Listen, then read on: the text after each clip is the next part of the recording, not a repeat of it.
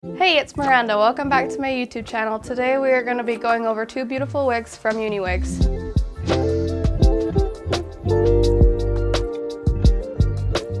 So here we have wig Madelyn and wig Pearl. They are both medical grade caps.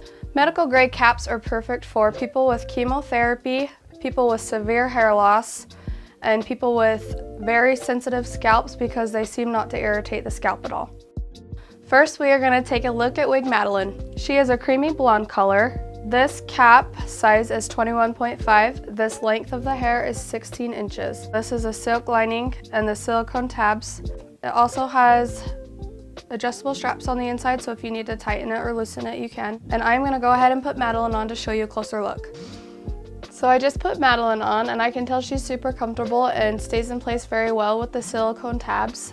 One thing with the medical grade caps is since there is a silk lining, they do tend to be a little bit thicker right here on top rather than if you have a lace top wig or a monotop wig.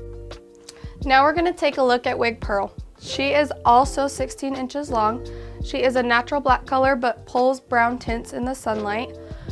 Like I said, she is also a medical grade cap, so there's the silk lining with the silicone tabs. She is also 21.5 inches circumference for the cap size. She also has adjustable straps on the inside to tighten or loosen whatever you need.